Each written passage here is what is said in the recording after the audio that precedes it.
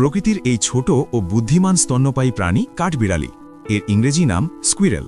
পৃথিবীতে সর্বমোট প্রায় 270 প্রজাতির কাঠবিড়ালি আছে। বাংলাদেশে সবচেয়ে বেশি দেখা যায় ইন্ডিয়ান পাম কাঠবিড়ালি, যা গ্রাম ও শহর দু জায়গাতেই মানিয়ে নিতে পারে।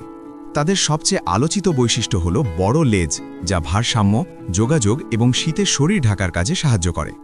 বেশিরভাগ কাঠবিড়ালির প্রধান খাবার হল বাদাম, বীজ, ফল, কড়াই জাতীয় খাবার, কিন্তু অনেক প্রজাতি পচা ফল, আগাছা, ছত্রাক, এমনকি কেঁচো ও ছোট পোকামাকড়ও খায়। কাঠবিড়ালির দাঁত সারা জীবন বাড়তে থাকে, তাই শক্ত জিনিস কুটকুট করা তাদের জন্য প্রয়োজনীয়। এটি দাঁত ঠিক রাখতে সাহায্য করে। কাঠবিড়ালির সবচেয়ে মজার ব্যাপার হলো খাবার লুকিয়ে রাখার আচরণ।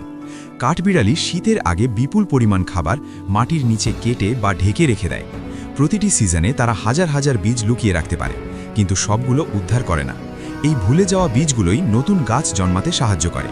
ফলে কাঠবিড়ালি অকথিত বীজ রোপণকারী ও বন পুনর্গঠনে ভূমিকা রাখে।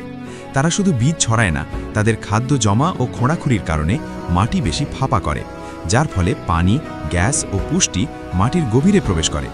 এতে গাছের শিকড় ভালোভাবে বেড়ে ওঠে। যোগাযোগের জন্য তারা একটি জটিল অ্যাক্টিভিটি প্যাটার্ন দেখায়। এরা দিনের বেলায় বেশি সক্রিয় হয়। যখন কাঠবিড়ালি কোনো শিকারী দেখে, তখন দ্রুত লেজ ঝাঁকায় এবং লেজ সোজা করে তুলে ধরে। এর মানে, আমি তোমাকে দেখেছি, সাবধান থাকো। এতে শিকারী অনেক সময় আক্রমণ করা থেকে বিরত থাকে, এমনকি খাদ্য লুকানোর সময় ফাঁকা গর্ত কেটে অন্যদের বিভ্রান্ত করে। কাঠবিড়ালির অভ্যস্ত খাদ্যভাগের বাইরের খাদ্য খায়।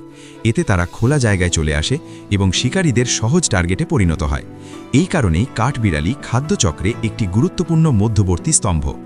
এই ধরনের আরও ইনফরমেটিভ শর্টস পেতে চ্যানেলটি সাবস্ক্রাইব করে রাখুন।